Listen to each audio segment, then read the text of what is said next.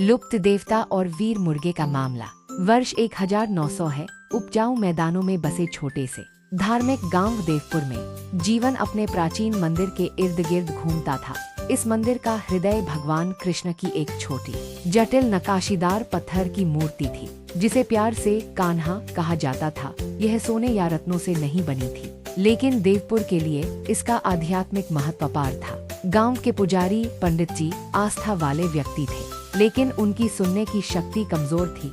उनका विश्वसनीय साथी राजा नाम का एक शानदार घमंडी मुर्गा था। राजा कोई साधारण मुर्गा नहीं था। वह पंडित जी की अलार्म घड़ी, पहरेदार कुत्ता और उनके मन में मंदिर का सच्चा रक्षक था। राजा की बांग बहुत तेज होती थी, जो अक्सर भोर से 1 घंटा पहले पूरे गांव को जगा देती थी, जिससे सभी परेशान हो जाते थे। एक पूर्णिमा की रात देवपुर में एक शांत दहशत फैल गई। मंदिर के दरवाजे, जो आमतौर पर बंद रहते थे, अध खुले थे और प्यारी कान्हा की मूर्ति गायब थी। पंडित जी व्याकुल होकर, कान्हा मेरे कान्हा, हमारे गांव का दिल कौन चुराने की हिम्मत करेगा। भय और क्रोध से भरे गांव वाले ढूंढने लगे। उन्हें सब पर शक था। नया घुमक्कड़ व्यापारी, जंगल के किनारे का चिड़चिड़ा बूढ़ा सन्यासी, फुसफुसाहटें तेज उड़ रही थीं। गांव के मुखिया चौधरी हुकुम सिंह, जिनकी मूछें रौबदार थीं और उनसे भी ज्यादा जबरदस्त सामान्य बुद्धि थी, ने घोषणा की, हमें कान्हा को ढूंढना ही होगा, लेकिन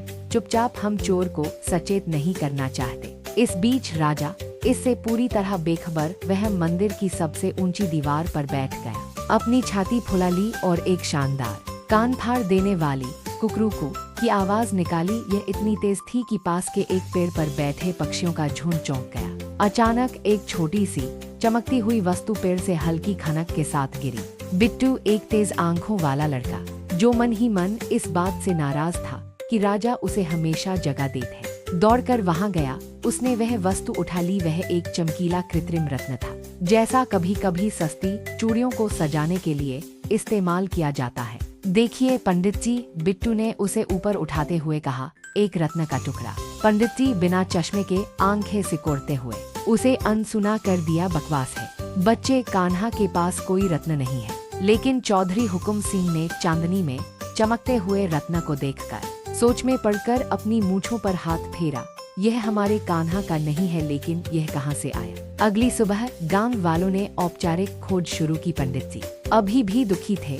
उन्होंने खाना खाने से इनकार कर दिया। हालांकि राजा असामान्य रूप से उत्तेजित था। अपनी सामान्य अकड़ के बजाय वह मंदिर की पिछली दीवार के पास जमीन पर एक खास जगह पर जोर जोर से चोंच मारता रहा और उत्तेजित होकर टक टक टक की आवाजें निकालता रहा।